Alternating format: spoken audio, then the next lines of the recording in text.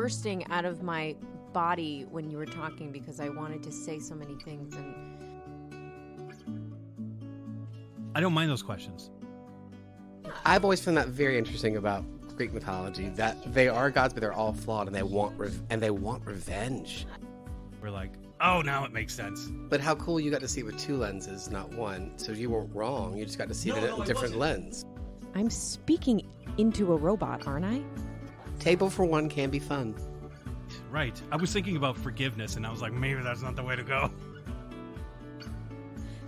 My key motivator in life is pain. I make the most progress in my life when I'm in pain. Her artistic longevity is stunning.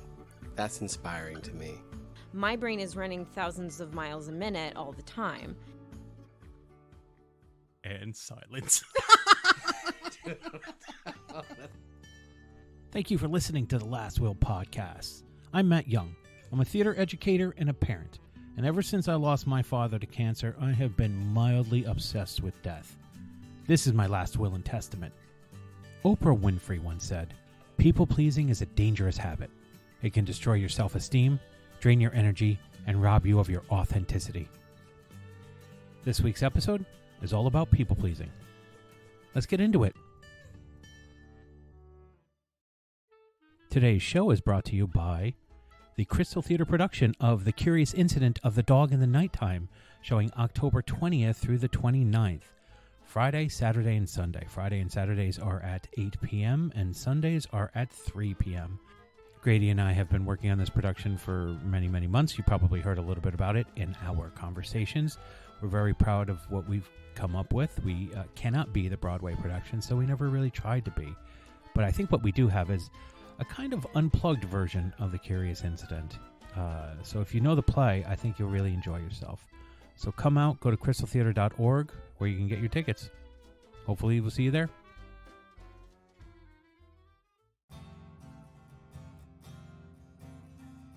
I hear that O as in like, do you hear the judgment in that? Like, that's my son. Oh. All because you were talking to imaginary people. Yeah, totally. Yeah. I don't want to go in here. I could do that too, but they didn't ask me who I was talking to. Either they didn't hear me or... My mother basically was saying, shut the fuck up, and in a nice way. Who's in here? She knows nobody's there. Well, that was nice of her. Did you tell Grady what our topic is today? Yes. People pleasing. Pleasing? People please? People pleasing? People pleasing. Yes, it is people pleasing. Our topic for today is Pearl Queen. When I told him that, he was like, "Oh yeah, I need to be there for that one." I do need to be there for that one. No, I hear you, and you are here. Yeah, we're recording now. I can't use any of this. Thanks a lot. Oh, it's so, on. What else is new? Who were the imaginary people that you're talking to? No, not now. Wait, I usually know what when you mean. I usually know when you've started, and I didn't know that you started. Honey, if I had a nickel, I really just. Oh, come on. Are we going? Oh, you're in. I really thought like I wasn't subtle this time, at all. I was just like, yeah, binking. Binking. Yeah, that's my sound effect for turning it on. Stop it. Suddenly it's the 1700s, and where am I? You know. That feels like an impression. That doesn't feel like something that. It's not. Oh. It's giving you the impression of being somewhere in the 1700s, touching silk and coming alive from the fabric. That does sound nice, actually. Doesn't it? I love silk. Transported by clothing. It's an addiction. I used to get, when I was in high school, I had silk boxers. Because that was like the thing to do. And then they're the worst because when you sit down, you just feel like you're sliding out of your pants. Yeah, Yep. they bunch up. They want to wipe you. Ew. They seem. Mine were a gift. Mine had Mickey Mouse on them. Why are you putting Mickey Mouse on silk boxers? I don't know. I don't know. Mine were a gift. They were like a deep purple. Yeah, it's not. That's nice. It sounds much better. It's not nice, Claire, and you know it's not. I mean, I would like anything silk. No, but I would not like silk underwear. No, thank you. Like no, boxers that bunch up? Exactly, for the same reasons. Well, first of all, I don't know how men wear boxers. Like, I don't know how you can put pants on over shorts. They're very thin shorts. I don't know. I mean, for me, it's like doubling up that waistline is so uncomfortable. With like sparks?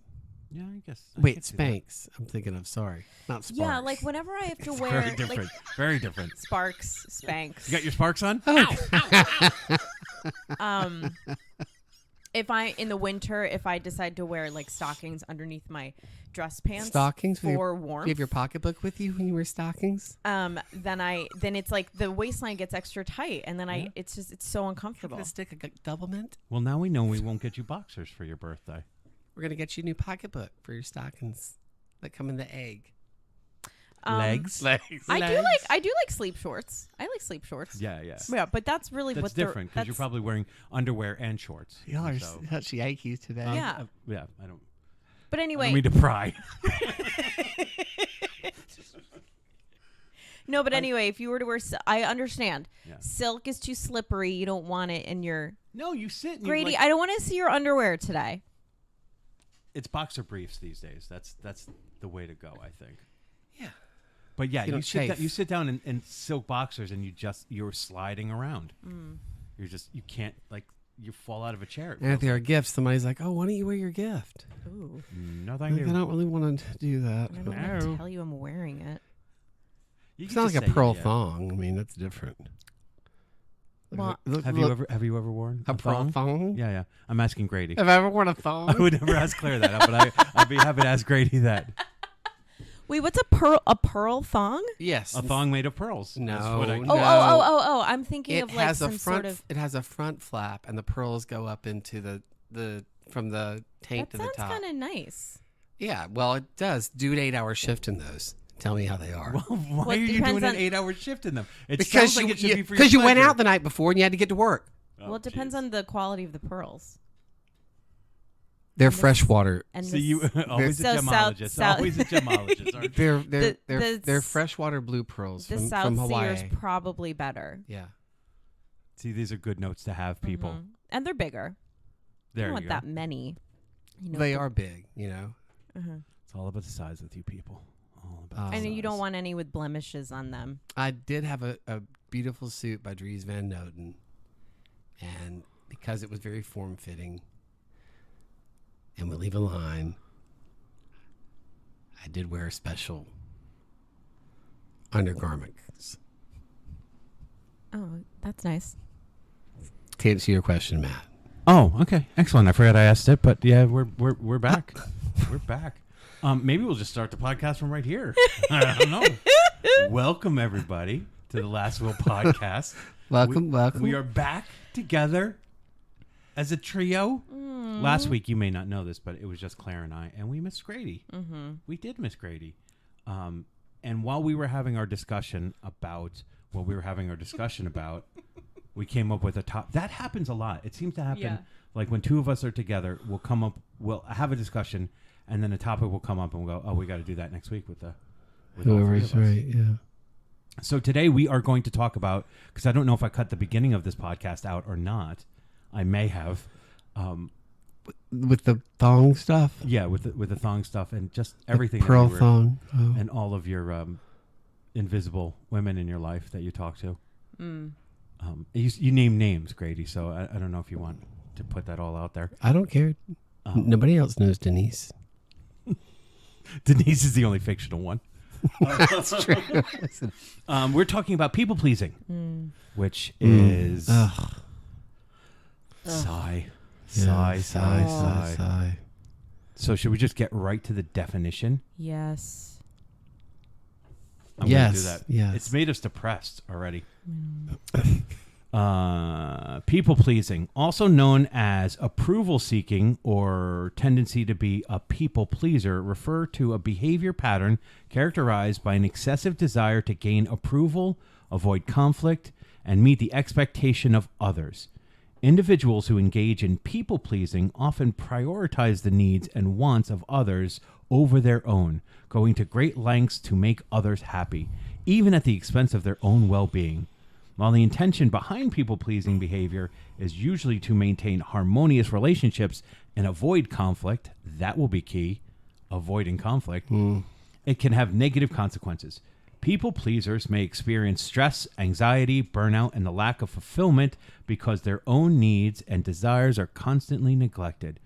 It can also lead to the loss of personal identity and difficulty establishing healthy boundaries in relationships. I'm so stressed out. Oh, that was pretty on top of it, right? Yeah. I don't mean to. We're all making faces because how do you begin this conversation? Because immediately when I read that stuff, I go, oh, as a divorcee, I identify with a lot of those things, and that was part of my experience. And I get along really, really, really well with my ex-wife now. And so, do I want to go on a tirade? No. Of no, they're shaking their head I'm sure it's prevalent in other parts of your life too. Oh, I'm sure it is. But one of the things for me in realizing that divorce was for me, that's a weird sentence, was the feeling of loss of identity, a feeling like who I was totally and completely disappearing, and that I had to make a big gesture is not the right word, but I had to do something big in order to try to regain who I was. And I don't put that all on my ex, because I had been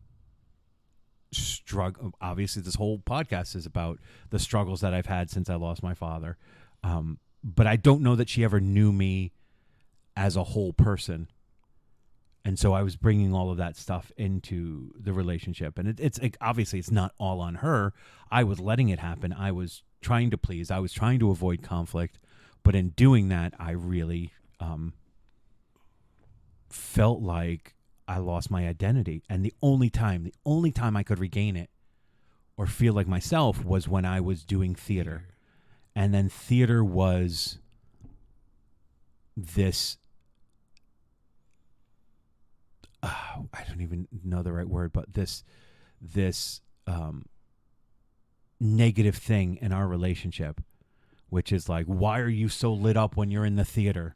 Why can't you be that lit up in life? Why is it you have to go away from your family to have excitement for life or be lit up is one of the phrases that she would use. And so, my great affair was with the theater. And then that was a button. So the one thing that was giving me identity also felt like it was full of guilt, and it was hard to do, and there was always it always became a problem. And so I really knew that I didn't want to feel that way anymore, and I knew I needed the theater in order to help me feel like who I was, the most me, and start to use that as a building block for finding my own self and identity back in real life. And it's been hard, for sure. Do you think that your since then, your discovery of self since then, and spending all this time in the theater and working on yourself has helped you with people pleasing or not? Yes. I didn't really think that I never thought about the loss of identity or, lack of, knowing who you are could help with those things. It's not the first thing that comes to mind, is it? Definitely not. But it's very true. I definitely feel like my journey since I got divorced, which coincides with like being in therapy, like real therapy, really like dedicating myself to the therapeutic process. So stupid to say it that way, but I did. I was with a friend the other night who said to see where you were to where you are now makes him very happy for me. So it's showing on the outside. It's starting to feel like that on the inside too. Certainly more recently than before. I've made some strides, made some choices that are very much about self-care and finding myself, and having had this moment in my life a few weeks ago where my whole feeling about life and death and the impending death that was coming for me became so much more real, there has been, like a cliche, a better clarity for sure. And kind of feel more rejuvenated than I have in a while to right some of those wrongs. And people pleasing is one of those things, because I've spent my whole life avoiding conflict and trying to make it okay for everybody else. And Yeah, when it comes to I've spent the last several years trying to reacquaint myself with my identity and strengthen the core of who I am and become the woman I feel like I was meant to be, and live my life with integrity. And part of that does mean sticking up for yourself in places where you have to, saying no to certain things, and being honest with somebody about how what they did made you feel. Yeah. But whenever I have to do any of those things, it's like I feel like a heat inside. Grady just made this like vomiting look. I almost like it's so. The anticipation of having to deal with that like conflict. Feelings like circulate in my chest and in my stomach and like in the back of my head, and it's like, oh, just don't do it. Just don't do it. Yeah. Isn't theater a form of people pleasing, but with a different outcome? I look at theater. Because if you're losing your identity, you've got to give yourself over to become a character. So that is a people pleasing role.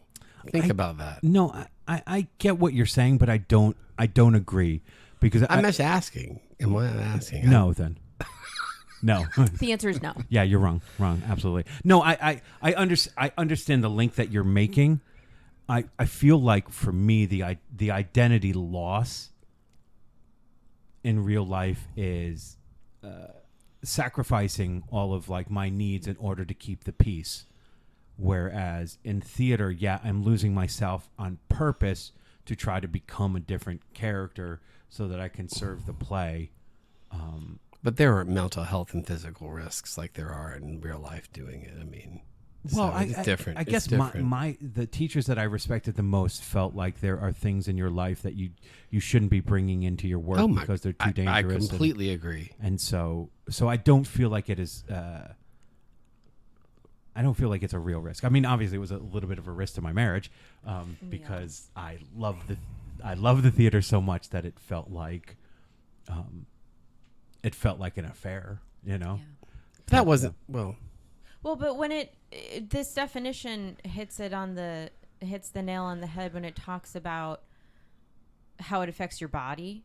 You know, like I feel like at some point when something is affecting you so much and it starts to affect you physically, then you know that you need to take a step back, because if your mind isn't doing it for you, or your brain isn't, or then your body is going to eventually be like, oh, you got to make a change, or else you're going to have that crick in your neck for a lot longer. Right.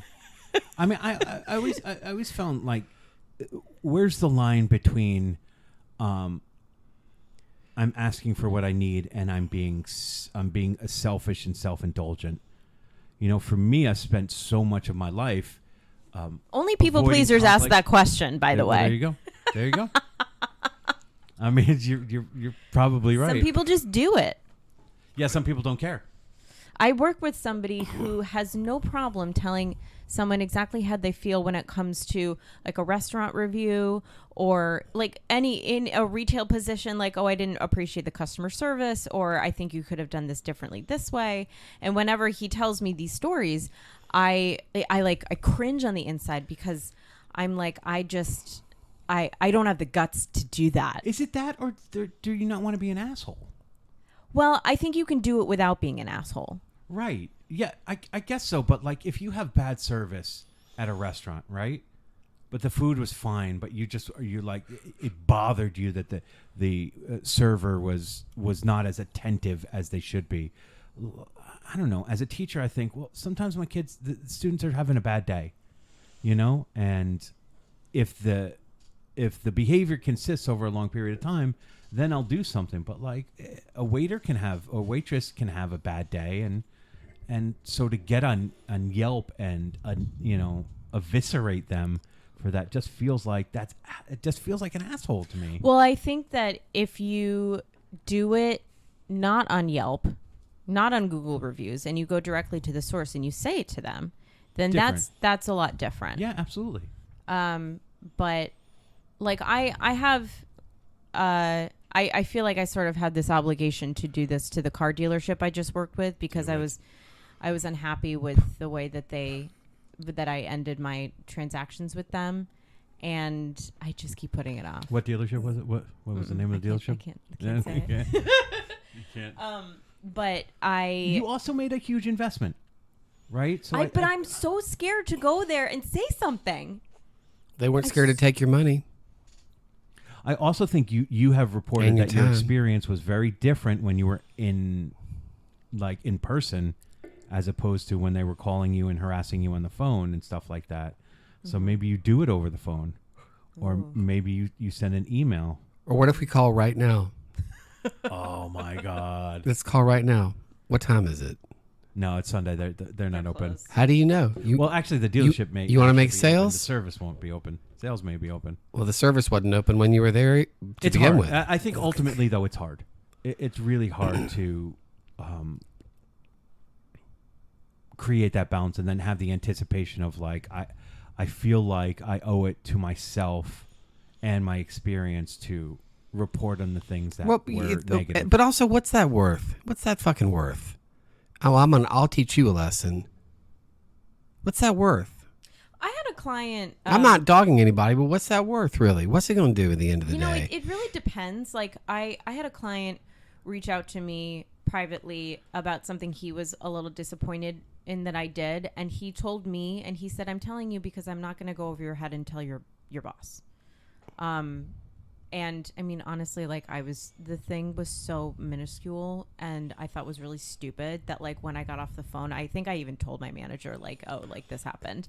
And I want to be better. Like, I don't want to make customers uncomfortable by saying the wrong thing. But like, can you believe he said that? Oh my God, like, and then sort of made fun of it so that I could feel better still. But there have been times that a customer will go over your head and complain, and it makes you feel really bad. And what does it achieve? It depends on it depends on the situation. I mean, in my case, I always get treated very fairly at my job. So when it comes to something like that, we sit down and we're like, this is what the customer said. What's your side of the story? Yeah. Let's talk about how we can improve. There's that fine line between you want to honor somebody's experience. We're getting on a tangent, but like that's what we do here at the Last Will podcast. Yeah. You want to honor somebody's experience, and yet so many people are just looking for a place to be heard, and so they're like taking opportunities to say, here's my voice, I'm making my voice. So like Grady and I are working on a play right now, and we just had somebody drop out of the play. And so much of it... Was it Grady? Grady dropped out, yes. That's awkward. And now I have to replace Grady. And he's here, and so it's very, very awkward. Yeah. I have all these big feelings about him. No, it wasn't Grady. Grady would never drop out because I would kill him. Oh my God, this is on tape. Now they're going to come after me. This is evidence. If Grady, don't you get stabbed, you son of a bitch, because they will come find me. Anyway, so this young lady decided that she had one bad experience, and because of it, she has decided to leave the show. And I think a lot of it was she wanted to have her voice heard more than anything. And she felt like she wasn't having her voice heard. And so this is like the way that she can advocate for herself. But like I from my point of view, it feels more about the voice than it is the grievance. But I could be wrong. Should I not be talking about this, Grady? Is that where you're hiding, or no? You're just... Did she actually voice how she felt? I don't. She did voice how she felt. Yeah. Well, that's good though, because her side of the street is clean and good for her. Yeah, in some ways, but like, what happens to the idea that like you made a commitment to something, and now you're walking away from that commitment? Well, people do that, and they can because we don't get paid to act here. That's true. I actually had an experience. I know. I'm sorry. What about? Sorry that I said that. I've been really trying to empower myself. Clearly, yeah. I did a show several that's years your problem. ago. We don't get paid to act. Next.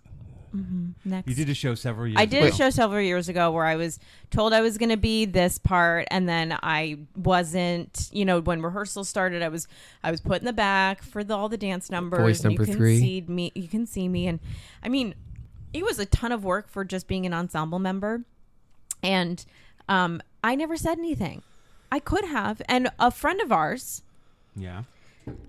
had the same experience as me, and she quit the show because of that. She said something. She said, "You promised me this, and you're not giving it to me." And they were like, "Sorry." And she was like, "Okay, bye." And she left. But that's different because, the reason I think it's different. I was miserable. Yes, and because they had made a promise to you, and that bargain was thrown away, or the promises that they made were not lived up to. I think you have a right.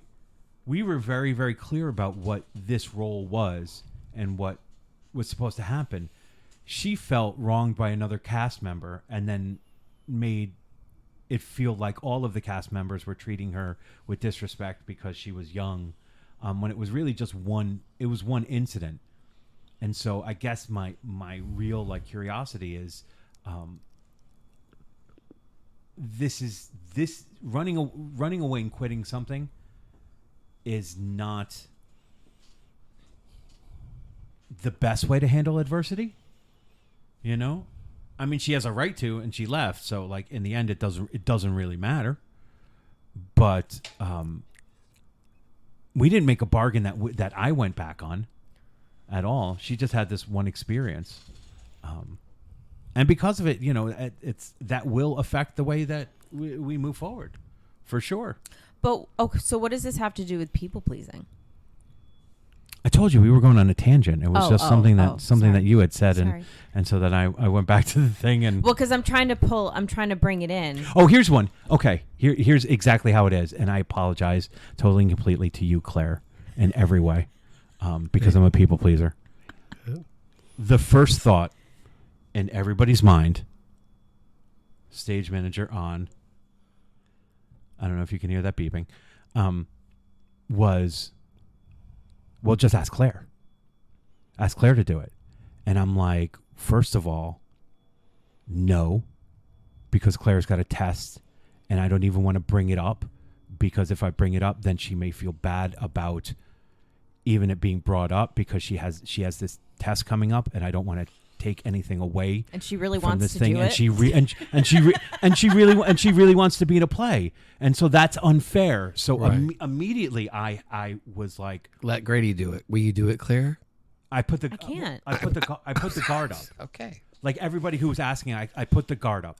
We agreed on this. I mean, it's not cool, and like I wouldn't do that to a friend. If I sat here and said, we need your help so bad, we can't go on with this, you might help. But I would never do that to you. And that would be incredibly unfair. When is the show again? Now, don't do that. Don't do that. This isn't fishing. We open on the 19th. Of September? October. Oh, yeah. No, I can't do it. Yeah. No, but like but right away, that was the first thing that came up. And of course, like, we would love that. We would all love to be working on something together, but we very much said to anybody who brought it up and to each other, like, we can't even dangle that in front of her because it's unfair. You're at the finish line of something you've been working on for a long time, and for you to put it off again could set you back for next year. And it's not cool. And but will you do it? I can't. I mean, if I don't pass this test, I don't want to fight. I just said, if will I you don't do pass it? You this said test, no. I'm not going to say anything again. I have 3 chances to take this test. Okay, so then let's use one of them to do the show, and then use the other 2 to take the test. He's in jest. You won't have any. No, I know. You won't have any lines or any character. You won't even have to do anything. I won't have any lines. No. Yeah, you will have lines. No, you won't have lines because you're not doing it, Claire. I know I'm not. I'm If not. you're I not doing couldn't it. even. If you said yes, I could make it so you don't have any dialogue. No, I could have some dialogue. See, but now you want more. Okay. I'm trying to please you. You're trying to please me, and no one's pleased. I can recommend somebody, but you know more people than I do. We don't. We've been through our roster, and actually, as we were talking about this, came up. What about Claire's friend Jillian, who's at Crystal I already Theater? said that. Wait, we're okay. Wait. Put a I'm pin not in allowed that. to talk about people's names on here. Why not? Put a pin in that. Okay. But you know what I'm talking about. Yeah. Anyways, so I in that sense, taking care of you was our first priority, and so I think like people pleasing was the done right properly way. Here. Yeah, the right way to do it. I mean, I brought it up On here our end, it was done properly. because I won't let you, like, I wouldn't let you do it. Yeah. I know that I wouldn't let you do it, as much as that may be something that we would want. Can your sister do it? No, she doesn't live here. That's not what I asked. It just feels selfish of her. You know, obviously we need help, and she's decided not to live here. Whatever. I mean, I think Anybody you work with? I think she. Is anybody else who plays a saxophone that we can get? No. No, I mean, I think I have a lot more. I've been able to do a lot more plays here because my sister doesn't live here. Because if she were here, she's fucking phenomenal. She's so good. First of all, she's not Claire. Let's just be clear about that. Let's be clear about it. Let's be clear about that. She's not Claire. She's not. No one else. No one is. Yeah, we have so much faith in your talent. We're happy to have all the faith that you don't have in your talent. Anyways, so yeah, there's an example of people pleasing where your benefit was at the forefront. Now there are other times, not just you, but I would go to my like own experience where like I would think throughout my life romantically, I have withheld saying how I feel often because I was afraid of making someone either uncomfortable or wondering if I was or making them feel awkward. And so the people pleaser in me would like swallow those feelings and not bring them up, and then just let them fester for a while inside me, as opposed to being like, hey, share how you feel, see how that person responds, give them the opportunity to respond, yay or nay, and then we all move on with our lives and stuff like that. So I have spent like a lifetime people pleasing and missed out on many opportunities where I could have just connected with someone, but I was so self-conscious of like, well, how could they ever like me? No, this is just going to make them feel like, this is going to make them feel awful, or this is going to make them thinking for them. Yeah, which is so stupid. But that is a huge part of, for me, my experience in people pleasing. It's not just avoiding conflict. It's also avoiding making people feel my perception of what uncomfortable would be. I think we have to be kind to ourselves because we're so sensitive, and we say things like you just said, like, oh, well, that's so stupid. But to me, that's totally normal. Like, and it's a little weird that that's normal, but first of all, fuck normal. Right. And second of all, I somehow, in some way, and I don't know how, I've been conditioned to think like that. Right. I somehow I feel like people should think like me, and I think for others, and then I'm disappointed when they don't think like me. And I'm like, I don't understand. But yes. Which it makes you fall even further, because not only are you having that experience and then other people aren't doing it the way that you want, that's almost like a double whammy. Yes, you know? It is. I'm sorry, I didn't mean to interrupt. No, but you're right. For the double whammy thing. When we are, if you're afraid to tell someone how you feel, you are already having that dialogue in your head that's like, I know what they're going to say. Yeah. And that's just not true. I'll just touch on it briefly.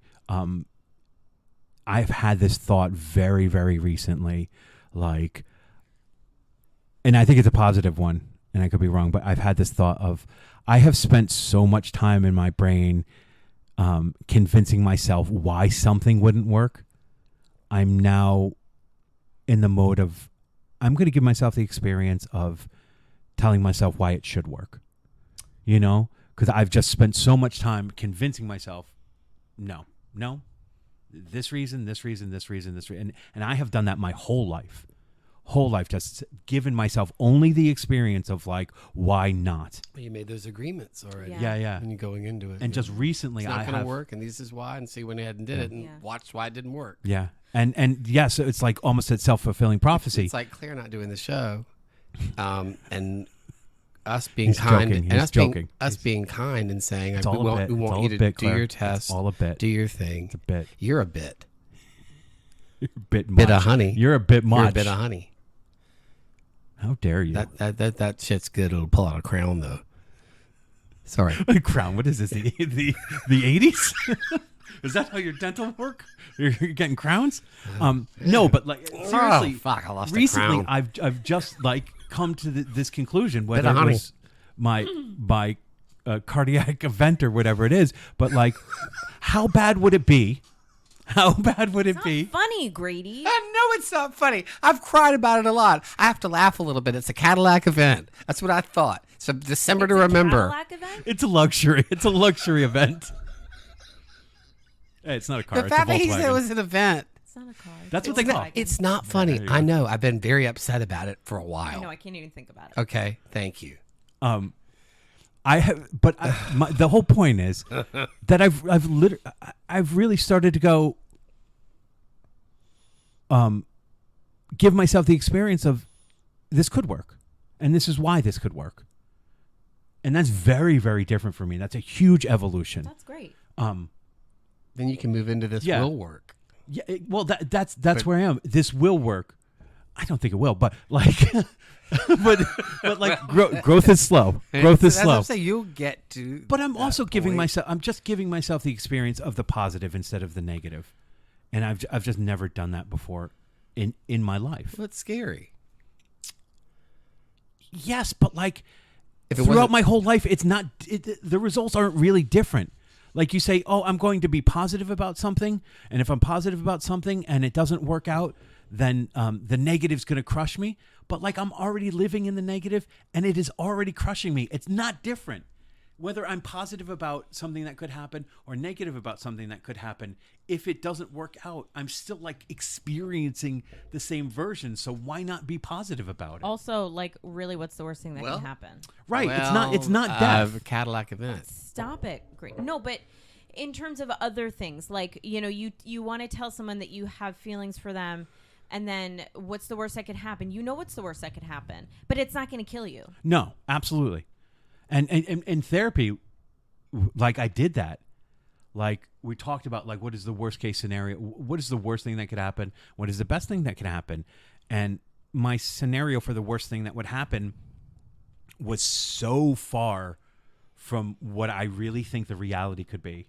Like I painted a picture of like the worst scenario, and it was very clear, like, that's not going to be the result, and yet the most positive was closer to the truth, even if it won't happen, than my worst case scenario, which I just think was another like interesting thing. Like if you're positive about something, I mean, why not be? I saw this is gonna, I don't know if I can get this out, but I saw this meme that was it just felt very, very funny. A meme, and it was like, there are people in life who really enjoy farts and other people in life who really hate farts. And it was like, farts going to be inevitable. Don't you want to live in a world where at least you're enjoying a fart because they're going to happen anyways? Mm-hmm. I didn't do it justice, but like it's like there's a no. Grady's like, that's the worst. Would you rather live in That's a world? A long meme too. If it's maybe it was a like gift, a whatever. cat being like this. No, would whatever. you rather be happy or miserable? Right, because life is going to happen. Mm-hmm. You know, farts and life are the same thing. I've been thinking about this because this week, it was my first pumpkin spice latte. Oh, congratulations! Thanks. And just a couple weeks ago, Max Capass, don't endorse that on the air. By the time this gets out, it'll be December. Yeah, it's a December to remember. You bought a car a couple of weeks ago. Somebody said, purchase. "I can't believe all of the pumpkin things that are out and blah blah blah." And I was like, "Oh yeah, it's kind of early. Like it's still August, whatever." But then I thought about it this week, and I was like, "There are so many pumpkin haters. Yes, so many, and I'm so happy." With my pumpkin spice latte. Yeah. It's just, I was craving it and I got it and it was exactly what I wanted and it's so yummy and it just feels appropriate. And I'm like, nobody can take this away from me. No. No hater, no pumpkin hater can take this away from me. And if they try, too bad. That was fart. No, that was just a truck outside. No, but if they try to take that away from me, that sucks for them. Imagine being so miserable that you want somebody else to feel your disdain, especially, and I'm just going to say this about the pumpkin, it's a fucking trendy hate. Yeah, it's like people think it's trendy. Oh, I'm gonna be on top of something that's trendy, and the trendy thing is like, oh, pumpkin comes too early, so I'm gonna fucking hate on it. When it affects your life in no way. No, and none whatsoever. And everybody's doing it, so fucking get your own hate. Everything comes and goes. Get over it. Yeah. Would you rather be miserable or happy? Exactly. Australian men. Oh no, never mind. No. Wrong meme. Wrong meme. No, that's not what I wanted. That's. I don't know. Oh Jesus. Nope. Something about Auschwitz and farts. Oh that's my never God. good. That's never good. So let's. I'm trying to find the meme. I don't know. Fart memes. Farted Let's at go work into today. Maintenance was called for sewage leak. some of the typical. Oh my God, he's losing it. This is great for on the air. Whenever I eat cabbage. No, it's just a place called a Brown Breeze. I know, but it's whenever That's I eat. what's making you laugh so hard? It's probably about cabinets or something. Oh no, it looks like a restaurant. It is Brown It's Breeze. it's not a great restaurant. It's just name the name for of sure. it. It's a Brown Breeze. It's like a. So, people pleasing. To avoid conflict, I will make everything all right, and I will absolutely lose my identity. I have spent my romantic endeavors, life so self-conscious. It's also because I live in a world where I want to be seen as the most courteous and polite person ever. Yes, I understand that. And so I try to overcreate courtesy, and I feel like if I am invading somebody's space by sharing my feelings or something, I'm being impolite in some way. But that goes to the idea that Claire was saying, which people aren't living the same according to the same rules that I'm living in. Why take away the experience that someone else can have from getting to experience what you have to share? Absolutely. And the truth of the matter is, and this is going to sound weird, but we talked about it, we are very capable of big feelings. But Grady, not so much. Grady doesn't really live in feelings. Oh my Lord. Yeah. If someone felt the way that I feel about this person, I would want to know. I'd want to know. Mm-hmm. Anyways, someday, people-pleasing behaviors, excessive agreeability. They have the difficulty saying no and tend to agree with others' opinions and requests, even if it contradicts their own beliefs and or desires, which you dealt with in the middle of the summer. You had to deal with a situation, Grady, where it was about you caring for yourself and potentially you feeling like you were letting someone down who you really cared for, you really admired. But what did it do instead? I mean, without the details. Well, it made you sick for the day, but after, what did it do? It made you feel pretty empowered, being able to say no to someone who meant a lot to you and setting boundaries for yourself. Yeah. And one of the things that we discussed, which was easy for me to tell you as opposed to me doing in my own life, that person would say no to you in a second. Yes. And not out of cruelty, but like in a... Immediately. Yeah. Yeah. And protecting of the things that they want to do. And I wouldn't bat an eye if they said no, because I know that that's how they operate, and they've already set those boundaries, and I know who they are. Yeah. But they have a reason for what they're doing, you know. It was really hard for you. Very hard. Yeah. Yeah. It was about 24 hours of tumultuous, is that the right word? Chaos? Yeah. And then... Made me pretty physically sick. Yeah. But you came out as an example of, I think you did a really, and I said this to you at the time, you were doing a really important thing for yourself. You were establishing a precedent for yourself that you hadn't before. And I can't stand to see anyone unhappy. And if I'm the cause of that, that is just a horrible thing. And I will eat that for breakfast, lunch, and dinner. Yeah. I really, really appreciate when other people set boundaries. When they say, I really can't do this because... either I just can't. They don't really need to give a reason. I've learned that too. No is a complete sentence. Yes. You do not owe anyone an explanation for anything. I think I heard that originally from Elizabeth Olsen, the actress. I've heard that. Yeah. No is a complete sentence. Yep. And so when people tell me no, I respect that. Yeah. In sales, I push it a little bit, because I want them to be sure, because that's typically an objection. An objection is the customer's request for more information. But when it comes to, hi, can you do a show? No, I'm sorry, I can't. Okay, thanks. Moving on. When people push me, when I tell people no and then they push me, I get really upset. Yeah. I get because then I don't think they're respecting my boundary. Well, they're not. No. I mean, obviously there's a way to do it, you know. It's okay to, I think, have an extra inquiry, but like if they don't accept it, that's really rough. Yeah. You know, it's a violation in a lot of ways. But I think it's when people are very firm with their boundaries and they're, you know, creating the truth for themselves. I think that's so great. It's so great to be able to experience that and then be able to respect somebody else's journey. Balance. I mean, when I had to turn down some shows this year, I was, and I told them why. I was met with, you know, great, good luck. I wish you the best. There was no pushing. Yeah. There was no like, oh, well, can you try and do it differently? Can you make this work? You know, it was like, okay, do what you got to do.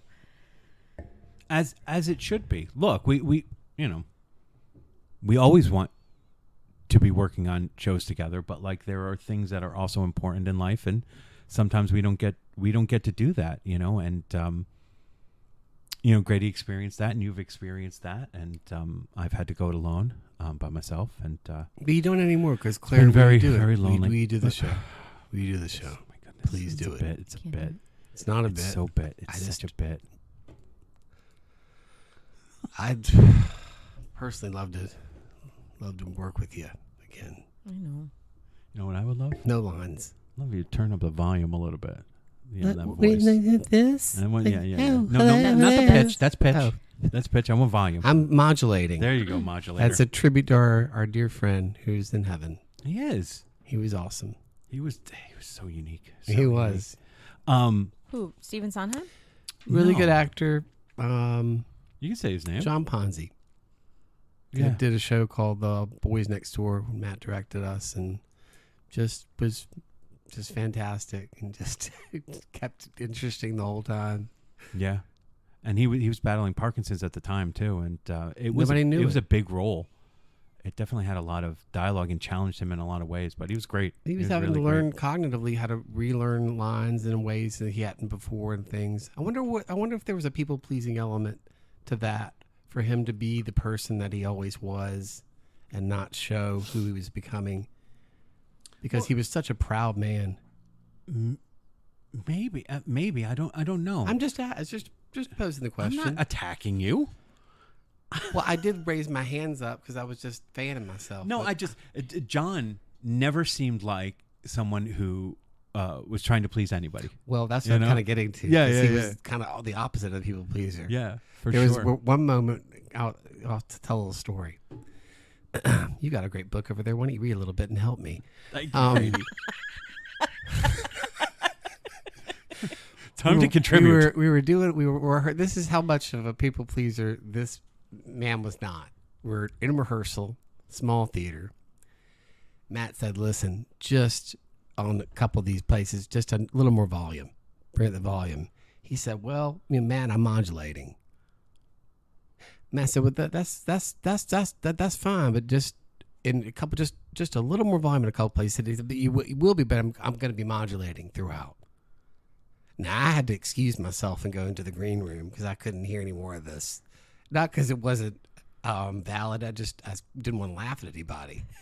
And I was looking at somebody else on stage, a good friend of ours, Brian. He was laughing. I just had to excuse myself because the conversation kept going on. Matt, this thing, I understand. He said, but the thing is, I will be modulating. Okay, I get that, but I need more volume. Right, but what you don't understand is it's modulation. Okay, let's move on to the next scene. So we eventually had to move on to the next scene, but he did modulate. But no, he wasn't going to people please. I don't think modulating is the right word to use. Well, he's gone, so we can't, bring it back. But well, let's be honest, though, Grady. You have brought modulating back in almost every conversation we've had since that moment. I'm so nervous that in the future I'm going to have this same exact discussion with somebody, and I'm going to have I'm modulating. Yeah, I'm going to have to argue that modulation is the wrong word.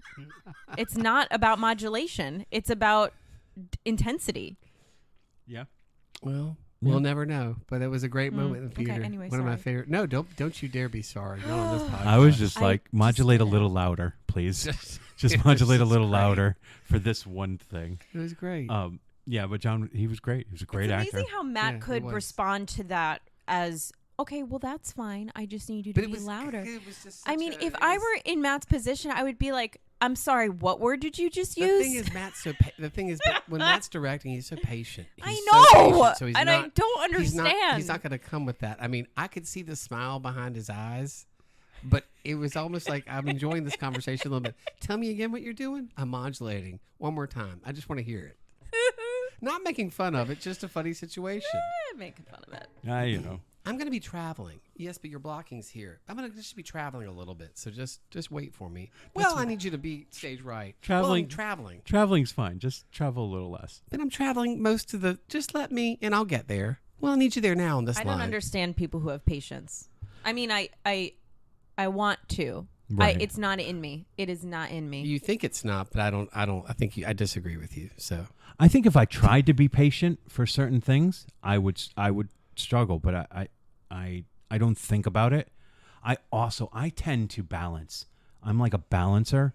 So when there's something else going on in the room, if there's chaos going on in the room, I will tend to just find patience because I want to balance whatever the thing is that's going out. If somebody's being like really patient, I may be more impatient just because I like the idea of balancing. But I do enjoy our friend Tim forgot a line on Friday night, and this is also what I do. He forgot a line, and we couldn't really go forward. And I was trying to think, how can we go forward without it? And then eventually the person just picked up the next line, and we moved forward. And then I have to make this cross, and we always have this little bit of like quiet dialogue between each other. And I just turned to him and go, you missed that line, didn't you? And I was so joyful. I was so joyful that Tim, who was like the super pro, never forgets anything, missed it.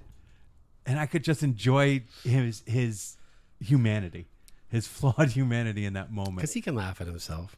Yes, but he like, can laugh at but he's also situation. in the moment going, I know, I fucked it up. up. I know. And I'm like joyous. There's something about, I just take the opposite of whatever that is. Something just happened there. I like to see my friends mess up a little bit. It brings me a little bit of joy. Yes, when Grady's in a mood, it does make me happy sometimes. I don't know why. My friend Kevin McGuire, who I think you know, Kevin could lose his shit really, really easy. And when we would direct together, Kevin would lose his shit, and I would just get super patient. Yeah, I came in hot to rehearsal Thursday. It was in a moment, and Matt shared information with me, and I just let loose. It was just Patrick and Matt and I in the theater, but I wasn't having it. Okay. Behaviors. Avoidance of conflict. Oh. They tend to avoid disagreements or confrontation, fearing that it may lead to disapproval or rejection from others. I think Confrontation, rejection. rejection. Yeah, everybody's sliding in their chairs. I definitely avoid conflict because of that. And yet, I want to resolve problems, and there are times where I'm really good at like, all right, let's put this on the table and let's talk about it. But if there's high emotion, I definitely feel like I withdraw. So does anybody know what RSD is? RISD? RSD is associated with Rhode Island School of Design. Yeah. RISD. That's RISD. Yeah, RISD. No, RSD. Rhode Island School of Design. RISD. This is RSD. Oh, sorry. Road School of Design. Alma, check your battery. We just watched Sister Act last I night. want to give so many different acronyms right now. Do it. Rhonda, Snowman, Dharma. Shield. RSD. No, Real sensitive dicks. Listen, so RSD. why do you always got to talk about dicks? Who cares? Who cares? What? I'm not hurting anyone. Well, it feels like maybe you are. Well, maybe if Real If sensitive you dicks. stretched before, Well, all right. okay, and breathe. Get Just to your breathe point. It in, breathe it in. But RSD is rejection sensitive dysphoria. What? There's an acronym for it? Yes, and it's associated greatly with autism and ADHD. Oh my God. Oh, you and the autism. I'm so stressed. Well, it's serious. It's connecting to your emotions. It's when you experience severe emotional pain because of failure or feeling rejected. Yeah. And it can make you quite sick. Yeah, that And, makes complete sense. So that's it. That's what we're talking about. RSD. I didn't hear any of that because I just wanted Grady to talk into the mic, and then I got distracted. Yeah, what were you doing? Wait, can we... Do we read it again? Yes, please. Well, the audience probably heard it. I just didn't hear it. Okay, then. Hear what? Exactly. What just happened? Fuck you both. His Listen. definition- No, I don't know what's happening. I don't care. It's Sunday. It's the Lord's Day. No, I was listening to you. Yes, Claire was listening, so don't do it again. Let's. I'll pick up on the conversation. I wasn't listening because it didn't look like Grady was talking in the microphone. It looked like he was talking to the side of the microphone, and then I wasn't getting the volume. And then that's why you were doing that. And I couldn't think of anything but that, so I wasn't listening. Can you read that acronym again, please? Yes, I can. It's RSD. You wanted it modulating higher, so here we go. That's pitch. Pitch. Sorry. What's this? Intensity. Rejection sensitive dysphoria. Oh, excuse me. Sorry, I had some biscuit. I swallowed a cowboy.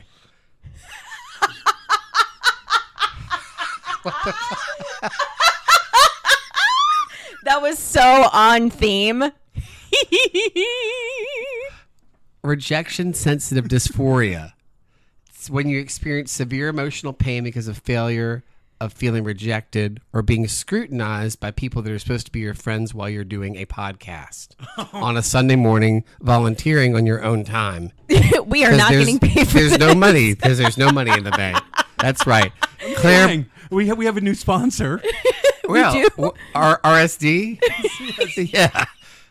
It's RSD. It's a very real Okay, thing. wait. So how many times have we been rejected without knowing we were going to be rejected? Many. Exactly. And we survived. So Yes. it's the preemptive anticipation of rejection that paralyzes you. Yes. Yeah, for and sure. it doesn't matter.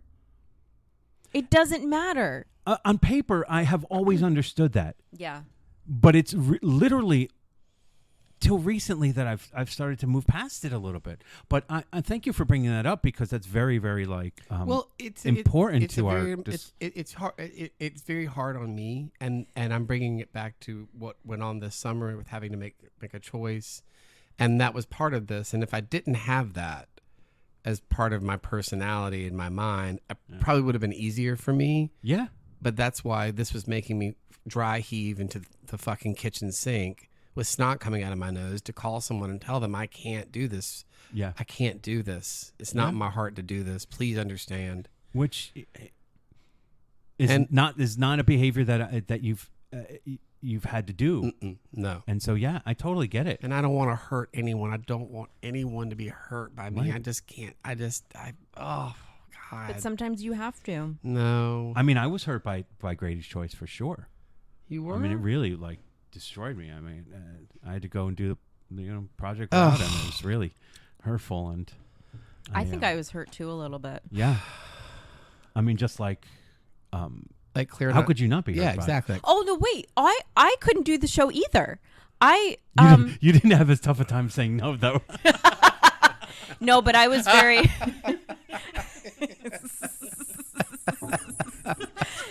What a great! It's such a beautiful morning you don't here. have to worry about it. She'll never listen to this. I was. I'm not worried about that. I just wanted to flip you both off. Oh, okay. Well, nobody could tell on the podcast until you just told everyone, because no one could see it. Yeah, they can't see that. No, nobody heard that. No. Yeah, but okay. So I had to firmly and sadly, I wanted to have the opportunity to do the show too. Would have been cool. And been a whole different world. And I wasn't able to because I had to be very firm about it, and it was very hard for me to be firm about that because I really didn't want to do the alternative. I didn't want to sit out. I wanted to play. Ironically, you had to set a boundary, and you had to set a boundary, and it was very difficult for you, and I didn't set a boundary, and my experience was difficult. But you've come out on the other side of it going, let's see what's possible as opposed to what's going to fail. I think that Smile. may... Smile. Yeah. They're happy tears. Yeah. I don't really have the words to express. We haven't even closed the show, so it was it's still difficult. There's a lot of difficult things about it. I think the lesson here is that I chose to be involved out of obligation, and that's not always the way we should make our decisions. You set very healthy boundaries for yourself, and because of that, you are much more focused on the thing that you wanted to do, which I think is really good. And Claire, you had to set the boundary and have realized that once you get through your process of working through school, that you're going to feel much freer and much more ready to take on a project after it. You're gonna be really hungry for it, and that this is really important that you prioritize yourself in a certain way. Well, I don't think, and I don't know that I did, and because of that, there are consequences to it. There were mental and physical consequences, whether they were directly related to my choice or not. There were. Yeah. It's just a fact. Yeah. Did I get rewarded by getting laughter on stage and people thinking that my work is good? Yes. Perhaps. Yes. But I don't know that I feel that way.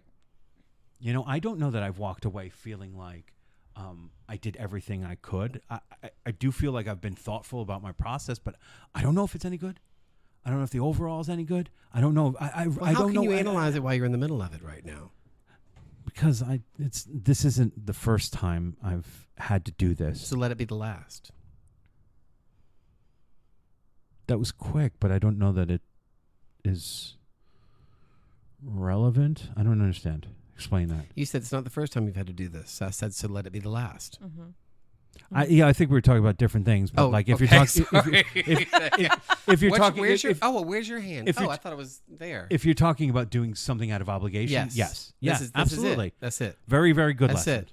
Very, very, very, very. And this is a lesson for me too, with having to say that I'm not going to step in it again like this. This is not happening. No, and I was very proud of you for stepping in and saying I can't do this.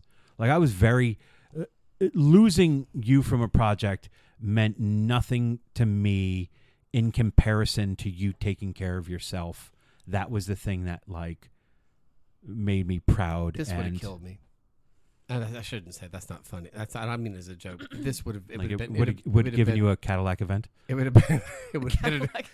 It's a September to remember. Yes. You bought a car. It's a major fucking purchase. People are gonna think we edited this in a weird way. We didn't. It's just me. You know what's really interesting about this? What is RSD? RSD is definitely an interesting thing. We certainly didn't try to please the audience. No, by keeping on track. That's great. We are growing. Yeah. We are growing from being people pleasers. So Matt's mom and you in Minnesota. Yes. You're laughing now. I don't know if my mom's still on it. Yeah. Oh, she's what not. were we gonna say? Oh, wow. We lost only one listener. No, I just think she's slower. She's probably. Somebody told me the other day they're caught up in books. They're like, yeah, I just we got feedback. We got demolished for our take on The Giving Tree because we were like, it's a great book, and someone had said to me like, it's not a great book. It's about capitalism and bullshit. And no, it's not. Would you rather be happy or miserable? Who's reading into The Giving Tree that's about fucking capitalism? I'm just saying. No, it's like. Are they listening right now? No, they're not there. They're caught on our book episodes. They're not there yet. No. Well, yeah, they're like, all right, I've got enough of this. At least they're listening. Thank you for your support. No, but maybe it's not about. Maybe they didn't say it was about capitalism, but like, it's not a good book. It's not anything but kind of detrimental to who we are as people. It doesn't have a lesson in it. Explain that to me. I can't remember exactly what he said. I don't even remember talking about The Giving Tree. I did. I said, did we praise it? He's like, oh yeah, and you got it wrong. I think I said I never read it. You got it wrong? Yeah, I said we got it wrong. Oh my God. Really? Yeah. Fuck off. I'll get more information. Don't get any fucking more information. I don't need any more information. What if you were fucking wrong? What if you're wrong? You fucking have your opinion. I'll fucking have mine. Get out of here. What if you're wrong? No. Do we know this person well? Yes, we do. I don't give a shit. Yeah. Okay. It's not a personal thing. Maybe I didn't write the book. Well, you're making a personal thing. You're like, you have your opinion. You're out to be like, they were like, well, you're all awful. Well, it's like you read an Ayn Rand novel. It's like Ew, who's reading that? I did, and I was like, garbage. I was like, this was great. Trash. I really enjoyed this, and then Trash. I was like, oh, it's about Trash. it's about that. So it's about sex and nudity. It's trash. It's not. Yes, it is. It is it's trash. Like DC though. Andrews, trash. Anyways, I'm really kidding. I just like to get excited. You do like to get said worked that up about The Giving Tree. I'm sorry you didn't like it. I hope that you will send you a T-shirt. You just said that we were misinformed about what it really is about. Okay, now I'm getting. Don't tell me I'm fucking informed. No, he just said that like you it's did. A he. Okay, so we know that. He said that you just didn't get it. Okay, well that's even worse. Fuck you. No. It wasn't like Stop it right it wasn't now. like Are an you attack. just making? Are you purposely You doing are this to Grady? attacking my pituitary glands. No, it was just is that a thing? Can you smell them?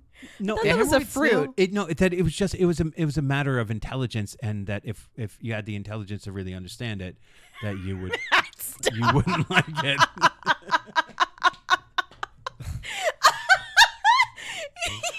Your face is so serious when you said that. This is making me upset.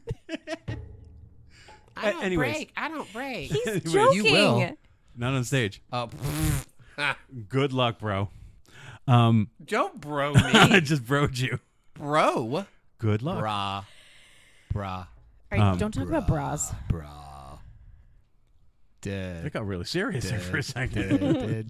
She's like, you guys don't have to put up with this. Put up with this every day. Overcommitment. It's another thing. Well, we just talked about that. Neglecting personal needs. Yes. Seeking validation. These are all purple pleasing. These are purple pleasing. One-eyed, one-horned, flying purple people eater. Yes. That was your Ristexia. You brought up Ross, and I thought purple R- nurple, and Ristexia. then I got lost. Sponsored by Ristexia. Verstexia. That's very nice. Not Vixexia. Vixdexia. That would make you read backwards, right? Yes. That'd be Can the we spell. just all talk about how Can we good just- we would be at casting spells? I thought about this the other day. Okay. I would be so good. We are pleasing ourselves now. Yes, we are. I would be so Everybody get good. One, go. New spell, go. Oh, a new one? Yep, right now. 1, 2, 3, go. Dispersify. Oh, what does that do, Claire? It's very close to taking all of your assets Yes. and putting them in different categories. What is that? QuickBooks. What is it? Tell me. What is it? What does Dispersify do? It explodes you into a million pieces. It dispersifies you. It's that's a dark spell. It's Claire. one of the unforgivable curses. What? Do you have a spell? No, One, I two, don't. I think three. I would struggle. I think I'm probably the Ron Weasley 1, of the 2, group. 3. No, don't say that about yourself. Go. Personify. Personify or personify? Personification-fy. That's where I take inanimate objects and I give them human traits. So I You would should think I about would doing take, improv, Matt. Oh. Vexdarium. Oh, that sounds personal. It is. It closes up It's your... like a penicillin. No, well, it makes your hoo-ha close up. I'm not happy For anymore. what purpose? Just because, like, oh, God, is this ever going to go back? Just to freak somebody out. Oh, it's a freak out spell. Yeah. Because when I was on it, you know. Well, aim it right, I guess. So, Claire, you obviously you think you'd be very good at Persephone. casting spells. It's about well, because I was thinking about how there are some people who are not good at casting spells. All you have to do is say the word Dispersify. and point your wand, but it's not. You know, like Ron Weasley, like he would say the word, point his wand, but the Never with confidence. it would never come out. So what was he doing wrong? I always thought, though, there's a mental aspect to casting spells. Exactly. Whereas you have to have a mental focus, because when Harry would cast his Patronus, he would say it very loud and intense, but it wouldn't always happen. And so I think Yes. there has to be a mental like with the Force, you have to like kind of imagine what the spell will do, and then with the words and the confidence all together. There's you have to have a certain level of mindfulness. Yes. Yeah. Yeah. Why are you laughing? This is so true. People with the Force have to spend a lot of time in meditation. Picture Exactly. That. Exactly. Matt's Patronus is a Cadillac Eldorado.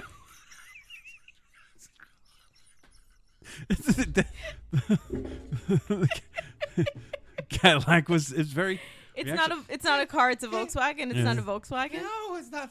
It's not funny. We had an Eldorado. That's not funny. You did? Yeah. Well, because your dad had a car dealership. exactly. Yeah. So we had a lot of different cars. My sister would call it the Pimp Mobile.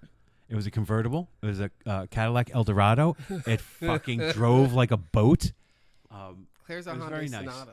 No, I'm not a Hyundai Sonata. That's hurtful. That is hurtful, Claire. Oh, God. I'm just a wheel. Hi, everybody. Spokes. Okay, sorry. This is the was so Last Will fun. podcast, and I think we've gone off the rails. If this is what you've come to expect from the Last Will podcast, well, that's what we can deliver for If certain. not, movie experience RSD. I'm sorry. I think that's a really important thing, and I hope in my wrap up I remember that, because the RSD is a real thing. I have dealt with self rejection, not just like rejection of myself, but like the fantasy of rejection my whole life, as if that would bring shame and death, like as if it was an unforgivable spell. Oh, goddamn, fucking put it all together, didn't I? Right there, I put it all together. But I would live that way, and it was so difficult. And yet, like you said, Claire, it was very satisfying when people would set very clear boundaries for you. I think overall, just the idea of being able to advocate for yourself, and not in a rude way, but just to kind of set those boundaries, is the most healthy thing that we can do. And we see healthy people in our lives do it all the time. So I don't know why we get into our heads, into some quagmire of thinking like we don't deserve that. We or that we're going to make somebody really uncomfortable, because we've seen people who make people uncomfortable. And for the most part, I don't think I've ever really done that in my life. And yet I fear that more than anything, that I'm going to make someone feel uncomfortable with myself. As a big person, that's why I try to make myself small. It's why I balance other people out. I don't want to be the one taking attention. And it's just kind of fucking silly. Mm-hmm. It's really silly. Whereas what I need and the boundaries I can set for myself are as important as anybody else's. So I don't know how I did it, and I'm going to pat myself on the back, but I think I brought it all around.